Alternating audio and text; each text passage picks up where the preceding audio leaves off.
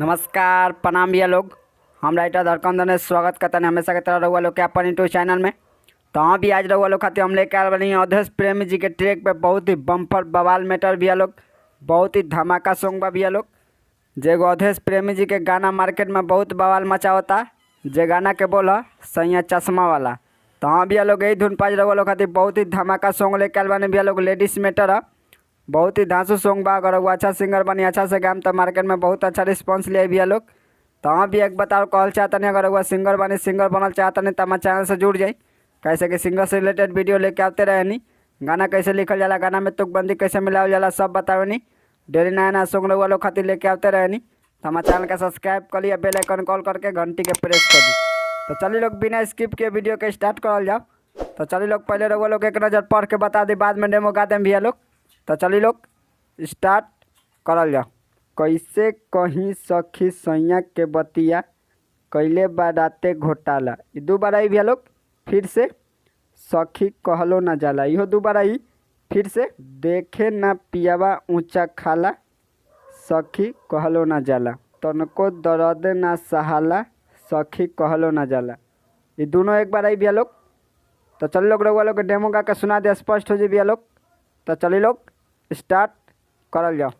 आ कैसे कहीं सखी सैया के बतिया कैले बाराते घोटाला, सखी कहलो ना जाला। ए अरे कैसे कहीं सखी सैया के बतिया अरे कैले बाराते घोटाला, सखी कहलो ना जाला। हाँ हाँ कहलो ना जाला। आ देखे न पिया वह मुँचा खाना, आ सखी कहलो ना जाला। आ तनिको दर्द ना सहाला, आ सखी कहलो ना जाला। तो हाँ भैया ई रहा मुखरा। कैसन लगल, अच्छा लगल ना तो वीडियो के लाइक कर लोग, कमेंट कर लोग। अगर हमारे चैनल पर नए बन तो हमारे चैनल के सब्सक्राइब करी। तो चले भैया लोग अब चल जाए फर्स्ट अंतरा में। तो चलिए भैया लोग वो लोग डायरेक्ट डेमो गा के सुना देता नहीं, लास्ट अंतरा पढ़ के बता दें तो वो लोग समझ में आ जाए। तो चलिए लोग स्टार्ट करल जाओ। आ कर शुरुआत जैसे रख दी तूर के, आ नई हर के पलंग हमार करे न लूर से। ए आ कहर शुरुआत जैसे रख दी तूर के, आ नई हर के पलंग हमार करे न लूर से। बेरी बेरी धके हमके कचारे, ए सखी सैया न तनको बिचारे। ए सखी सैया न तनिको बिचारे। हमारो जवनिया के बुझेला छाली, आ काटी काटी के रोज खाला, सखी कहलो ना जाला। आ सखी कहलो ना जाला। आ देखे न पिया वह मुँचा खाला, आ सखी कहलो ना जाला। आ तनिको दर्द न सहाला, आ सखी कहलो ना जाला। तो चलिए भैया लोग अब चल जाओ लास्ट अंतरा में। तो चलिए भैया लोग पढ़ के बता देना था, फर्स्ट अंतरा समझ में ना आई। तो चलिए लोग स्टार्ट करल जाओ।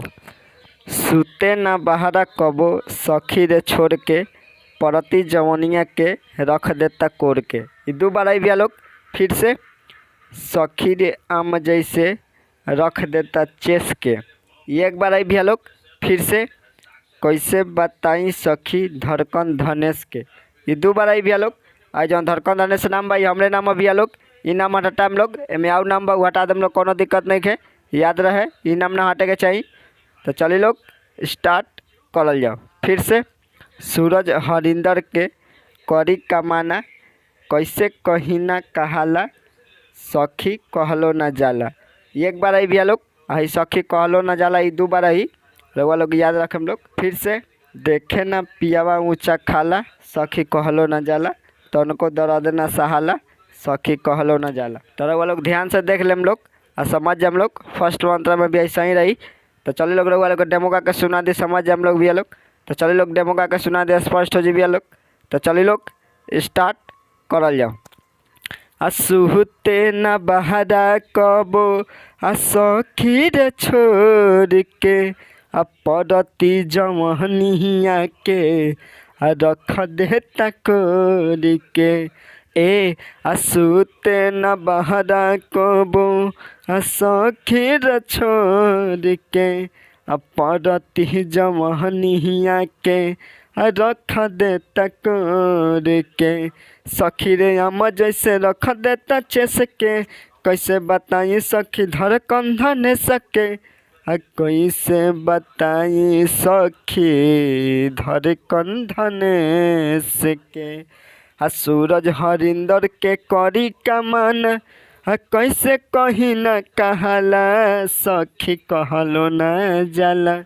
अरे रे कहलो न जाला देखे न पिया मुँह खाला सखी कहलो न जाला। तनिको दर्द न सहाला सखी कहलो न जाला।